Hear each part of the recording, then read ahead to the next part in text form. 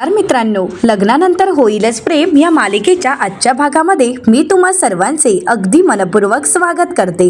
आजच्या भागामध्ये आपल्याला पाहायला मिळतं की आता नंदिनी रुसलेली असते। आता रुसलेल्या नंदिनीचा रुसवा काढण्यासाठी जीवा तिच्यासाठी पुरणपोळी घेऊन आलेला असतो आणि ती पुरणपोळी खास जीवाने नंदिनीसाठी बनवलेली असते। जीवा म्हणतो, कसली मस्त दिसते ना, म्हणजे खाऊन टाकावीशी वाटते। नंदिनी जीवाकडे पाहते तर जीवा म्हणतो, तुला नाही ग, पुरणपोळीला किती छान दिसते ना, साजूक तुपातली पुरणपोळी। मग आता खाणार आहेस की नाही? आता मात्र नंदिनी काही बोलत नाही आणि म्हणूनच जीवा ती पुरणपोळी खाण्याचं नाटक करतो। आता नंदिनीला वाटतं की खरंच जीवाने पुरणपोळी खाल्ली आणि म्हणूनच नंदिनी जीवाला एक चांगलाच थपाटा देते। तर त्यानंतर नंदिनी रुसलेली असते तर जीवा म्हणतो, खाल्ली नाहीये, फक्त ॲक्टिंग केली, कारण ही पुरणपोळी फक्त तुझ्यासाठी आहे असं म्हणत जीवा आता नंदिनीला घास भरवतो आणि त्यानंतर म्हणतो, खरंच किती सुंदर दिसतेस ना, म्हणजे तू ज्यावेळी खातेस ना ते मला खूप बरं वाटतं। खरं सांगू का, तू ज्यावेळी खातेस तुझं पोट भरतं त्यावेळी मला तुला बघून माझंही पोट भरल्यासारखं वाटतं। नंदिनी म्हणते, हो। जीवा म्हणतो, हो खरंच, असं म्हणत आता जीवा दुसरा घास भरवतो आणि जीवा म्हणू लागतो, तिसरा घासही तुलाच, कारण ही पुरणपोळी तुलाच संपवायची आहे, तुला आवडते ना। तर नंदिनी जीवाला भरवायला जाते। जीवा म्हणतो, नाही नाही, तुलाच खायचं आहे, असं म्हणत जीवा अगदी प्रेमानेच नंदिनीला घास भरवत असतो। आता नंदिनी पुरणपोळी अगदी प्रेमानेच खात असते आणि जीवा खुश होत म्हणतो, झालं बाबा, एकदाचा रुसवा गेला, आला एकदाचं हसू चेहऱ्यावर। आता नंदिनी सुद्धा लाजू लागते। तर त्याच वेळी तिथे मानिनीताई येतात। आता या दोघांना असं एकत्र पाहून मानिनीताई खुश होतात आणि म्हणू लागतात, काय मग रुसवे फुगवे काढणं चाललंय वाटतं, मज्जा आहे बुवा एका पुरीची, असं म्हणत मानिनीताई नंदिनीचं कौतुक करू लागतात। तर जीवा म्हणतो, आली म्हातारी। नंदिनी म्हणते, काय हे? तर त्यानंतर मानिनीताई म्हणतात, नंदिनी अगं तुझ्याकडे जरा बाम असेल तर देशील का? नंदिनी म्हणते, काय झाले आई? तर मानिनीताई म्हणतात, काही नाही ग, उन्हामुळे जरा डोकं धरले आणि त्यात हा किती रंग उधळत होता, मग ते पाणी, रंग, ऊन या सगळ्यामुळे खरंच खूप डोकं दुखते, दे ना बाम। तर जीवा म्हणतो, वय झालंय ना। मानिनीताई म्हणतात, गप रे, बाम द्यायला सांगितलंय ना, पण तेवढाच दे। आता जीवा बामची बॉटल देतो। तर त्यावेळी मानिनीताईंचं लक्ष जीवाच्या ड्रॉवरकडे जातं। मानिनीताई जीवाला म्हणतात, जीवा अरे ते चाक का ठेवलंयस? जीवा म्हणतो, हे ना, खूप दिवस झाले। तर मानिनीताई जीवाला म्हणतात, अरे कशाला उगाच पसारा ठेवतोस ते इकडे, असं म्हणत आता ते चाक मानिनीताई तिथून घेऊन जातात। तर इकडे जीवा नंदिनीला अगदी प्रेमानेच घास भरवत असतो। तर दुसरीकडे मानिनीताई रूममध्ये जाताच ते चाक पाहतात आणि त्यावेळी त्या विचार करत म्हणतात की हे चाक मी कुठेतरी पाहिल्यासारखं वाटतंय, पण कुठे पाहिलंय? मानिनीताई विचार करत ते आठवण्याचा प्रयत्न करत असतात। तर दुसरीकडे रम्या आणि वसुवत्या त्यांच्या रूममध्ये झोपलेल्या असतात आणि अजूनही रम्या आणि वसुवत्यांच्या रूममध्ये ती बॅग तशीच असते आणि त्याला चाकही नसतं। तर दुसऱ्या दिवशी सकाळी जीवा नंदिनीसाठी ब्रेकफास्ट बनवत असतो आणि त्याचवेळी काव्या त्या ठिकाणी येते। काव्या जीवाला म्हणते, गुड मॉर्निंग जीवा, आणि हो, हॅपी मॅरिड लाईफ। जीवा म्हणतो, तुला सुद्धा। तर आता जीवा नंदिनीसाठी तिच्या आवडता आल्याचा चहा बनवत असतो आणि ब्रेड बनवत असतो। तर काव्या म्हणते, काय रे, काय करतोयस? जीवा म्हणतो, नंदिनीला आवडतो आल्याचा चहा आणि तोही माझ्या हातचा आणि तोच मी बनवत आहे। तर काव्या म्हणते, आणि पार्थ देशमुख यांना आवडते सिनेमन कॉफी आणि मी ती माझ्या हाताने बनवून देणार आहे, कारण माझ्या हातची सिनेमन कॉफी त्यांना खूप आवडते। जीवा म्हणतो, म्हणजे आपण दोघंही आपापल्या पार्टनरसाठी त्यांचा ब्रेकफास्ट बनवत आहोत। काव्या हसते। तर जीवा विचारतो, हे काय होतं? तर काव्या म्हणते, म्हणजे बघ ना, किती बदललंय ना सगळं काही। अरे जीवा, आता जर कोणी मला लग्न म्हणजे काय हे विचारलं तर मला आठवतं ते म्हणजे लग्नात पार्थ देशमुख यांना आलेला तो घाम, त्यांना फुटलेला तो घाम आणि त्या क्षणी त्यांचा फेटा बाजूला करून मी टिपलेला तो घाम।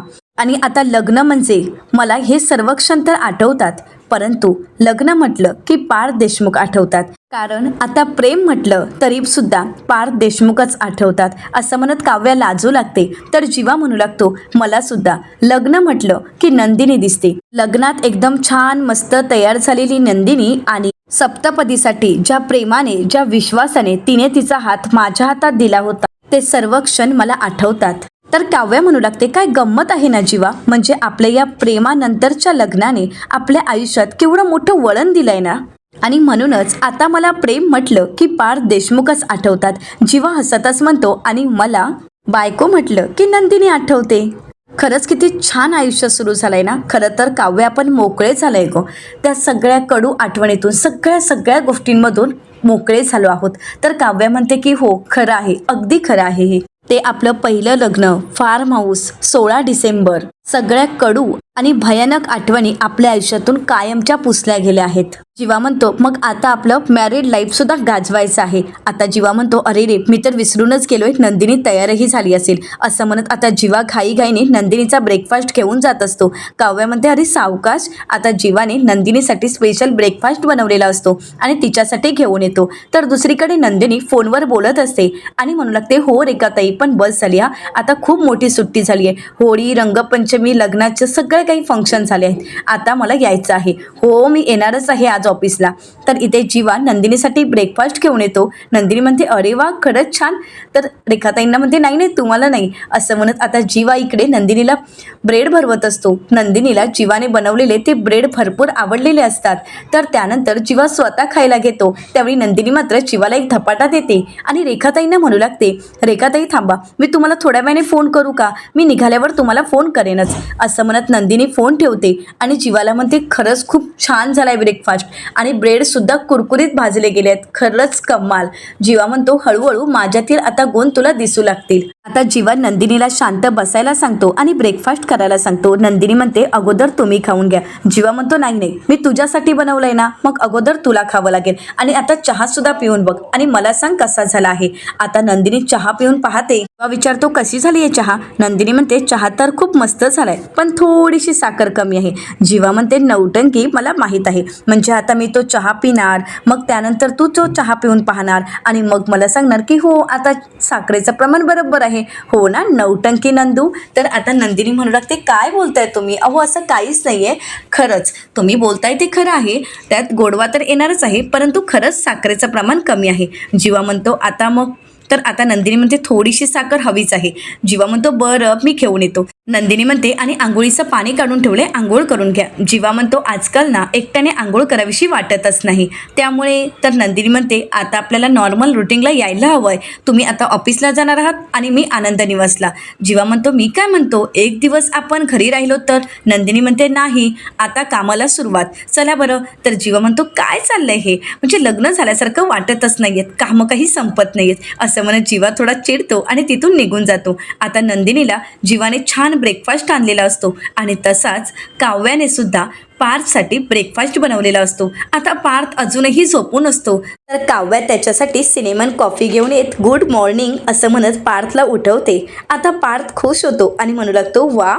तर काव्या म्हणते मग काय, आपल्या लग्नानंतर तुमच्यासाठी माझ्या आजची बनवलेली ही सिनेमन कॉफी. आता पार्थच्या बाजूला काव्या बसताच पार्थ तिला जवळ घेतो, रोमॅन्टिक होत तिच्या खांद्यावर हात ठेवत म्हणू लागतो खरंच किती छान झाली आहे कॉफी. तर आता पार्थ रोमॅन्टिक होत काव्याला जवळ घेत असतो. तर काव्या म्हणते चालणार नाही, आता तुम्हाला ऑफिसला जायचं आहे. पार्थ म्हणतो काय ऑफिसला? लग्नानंतरचे दिवस मला एन्जॉय करू देत. काही अगदी खडूस बॉस सारख्या करता. मला ना तुमच्यासोबत खूप काही क्षण अनुभवायचे आहेत. म्हणजे बघा ना, मला माझ्या मित्रांच्या पार्टीत तुम्हाला घेऊन जायचं आहे, मला तुम्हाला लॉंग ड्राईव्हवर घेऊन जायचं आहे, एवढंच काय तर डेटवर घेऊन जायचं आहे, मला तुमच्या कुशीतच झोपायचं आहे आणि तुमच्या कुशीतच उठायचं आहे. रोजचा दिवस अगदी रविवार असल्यासारखाच मला एन्जॉय करायचा आहे. काव्या म्हणते हो का? तर पार्थ म्हणतो हो. तर काव्या म्हणते मला काय करायचं आहे माहिती आहे का? पार्थ म्हणतो काय? तर काव्या म्हणते मला तुमच्यासोबत रील्स काढायचे आहेत. म्हणजे लग्नानंतरचे प्रत्येक कपल्स ज्या पद्धतीने रील्स काढतात ना, तशा रील्स. तर आता पार्थ लगेच रील्स काढायला तयार होतो. तर आता काव्या म्हणू लागते गुड मॉर्निंग एव्हरीवन विथ माय बोकुडी. तर त्यानंतर पार्थ म्हणू लागतो गुड मॉर्निंग एव्हरीवन विथ माय फिसकारलेली मांजर. काव्या म्हणते खरंच किती छान झाली आहे ना रील्स, आपण या पुढची रील्स कॉमेडी बनवूया. पार्थ म्हणतो हो, पण त्या अगोदर. तर काव्या म्हणते काय चाललंय देशमुख हे तुमचं? तर पार्थ काव्याला म्हणतो काव्या तुम्ही तर खुश आहात ना? काव्या म्हणते मी. असं म्हणत काव्या तिच्या हातातील कॉफीचा मग बाजूला ठेवते, थोडी रुसलेली असते. पार्थ म्हणतो काय झालंय काव्या, तुम्ही खुश नाही आहात का? काव्या म्हणते नाही. पार्थ म्हणतो का, काय झालंय? तर काव्या म्हणते मी एकटी खुश नाही आहे देशमुख, मी तुमच्यासोबत खुश आहे. तर पार्थ म्हणतो खरंच? काव्या म्हणते हो देशमुख, आणि खरंच सांगू हे आपलं लग्न झाल्यापासून मला दुसरं काही आठवतच नाही. तर पार्थ काव्याला विचारतो रात्र आठवते का, कालची रात्र? काव्या म्हणते चुप, एकदम चूप असं म्हणत पार्थला ती शांत करते. तर त्यानंतर काव्य म्हणू लागते, अरे बापरे विसरलीस मी. पार्थ म्हणतो काय? तर काव्य म्हणते मी अजून एक सिनेमन कॉफी बनवली होती. पार्थ म्हणतो कोणासाठी? काव्य म्हणते रम्यासाठी आलेच मी असं म्हणत आता काव्य रम्यासाठी सिनेमन कॉफी देण्यासाठी तिथून निघून जाते. तर दुसरीकडे पाहायला मिळतं रम्या फोनवर बोलत असते आणि म्हणते काय उद्या येणार आहेत असं म्हणत रम्या खुश होते आणि इकडे तिकडे बॅग शोधू लागते. वसुआत्या प्राणायाम करत असतात. वसुआत्या खुणावूनच रम्याला विचारण्याचा प्रयत्न करत असतात की रम्या तू काय शोधतेस, परंतु रम्या काही सांगत नसते आणि शेवटी वसुआत्या बोलतातच आणि म्हणतात झालं शेवटी मला बोलायला भाग पाडलंच ना. रम्या म्हणते अगं मी तुला कुठे बोलायला सांगितलं, तू प्राणायाम करतेस ना मग कर ना. वसुआत्या म्हणतात हो पण तू काय शोधतेस हे मला कळेल का? रम्या म्हणते मी बॅग शोधते. वसुआत्या म्हणतात का, कशाला, कुठे निघालेस? रम्या म्हणते कुठे जात नाहीये, उद्या माझे नवीन कपडे येणार आहेत. मग जे जुने कपडे आहेत कपाटात म्हणजे कपडे भरपूर झाले आहेत, मग जे वापरत नाही ते मला बाजूला काढून ठेवायचे आहेत असं म्हणत रम्या बॅग शोधत असते. वसुआत्या म्हणतात एवढंच ना. रम्या आता कपाटातील एक बॅग काढते. वसुआत्या म्हणतात नाही नाही ही नाही बॅग घ्यायची, ही माझी बॅग आहे. रम्या म्हणते अगं मला फक्त कपडेच ठेवायचे आहेत ना. वसुआत्या म्हणतात नाही ही बॅग माझी आहे, तू दुसरी बॅग घे बरं. रम्या म्हणते अगं कोणती बॅग घेऊ? वसुआत्या म्हणतात ती बघ वरती बॅग आहे ती घे. आता रम्या ती बॅग काढते आणि वसुआत्याला म्हणते ही बॅग. वसुआत्या म्हणतात हो ग तशी ती डॅमेजच आहे घे.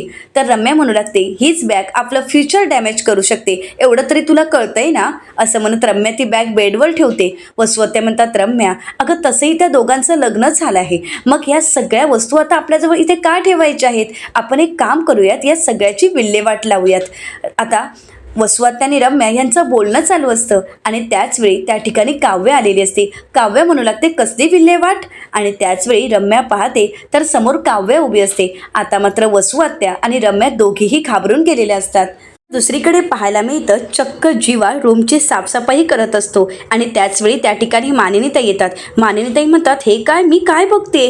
जीवा म्हणजेच नंदिनी अगं तुझा पसारेवाला चक्क साफसफाई करतोय. तर नंदिनी म्हणते हो ना. जीवा म्हणतो मग काय आता जीवा 2.0 तुम्हाला दिसणार आहे. तर जीवा आता साफसफाई करताना पाहून नंदिनी म्हणते हे काय, मग काय मजा राहिली? म्हणजे काहीतरी आयुष्यात स्पायसी पाहिजे ना. म्हणजे बघा मी आवरून ठेवणार, तुम्ही पसारा करणार, मग मी तुमच्यावर चिडणार आणि मग मी थोडी रुसलेली असणार, तुम्ही मला मनवणार. तर जीवा म्हणतो काय म्हणजे तुम्ही बायका आहात तरी काय? म्हणजे जर आम्ही पसारा केला नाही तरी तुम्हाला प्रॉब्लेम आणि केला तर हे सगळं काही मीच आवरायचं का? हे सुद्धा आम्हीच ऐकून घ्यायचं.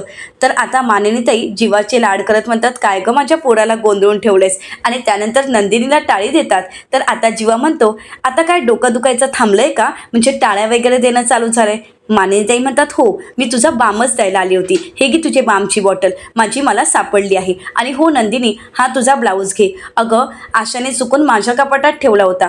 नंदिनी म्हणते हो का, मी गेले 2 महिने हा ब्लाऊज शोधते, मला सापडतच नव्हता. तर मानिनीताई म्हणतात आशा पण ना कुठली वस्तू कुठे पण ठेवत असते, कधीतरी ती सुद्धा गोंधळते. आणि हा जीवा अरे हे चाक तुला कुठे सापडलं होतं? तर जीवा म्हणतो अगं ए मी तुला हे चाक भंगारात फेकून द्यायला दिलं होतं ना, तुला ना भंगार साठवायची खूप सवय आहे. मानिनीताई म्हणतात जीवा रे ऐकून तरी घे, मला एक सांग तुला हे चाक नक्की कुठे सापडलं होतं? आता जीवा ती क्षण आठवतो त्यावेळी जीवाच्या लक्षात येतं की हे चाक फार्म हाऊसवर त्याला सापडलेलं असतं. तर नंदिनी जीवाला विचारते अहो सांगा ना हे चाक तुम्ही कुठून घेऊन आला आहात? जीवा म्हणतो हे ना आपण ते फार्म हाऊसवर गेलो होतो ते. तर नंदिनी म्हणते अच्छा म्हणजे तुम्ही कुरूपची माती खाल्ली होती तेच ना?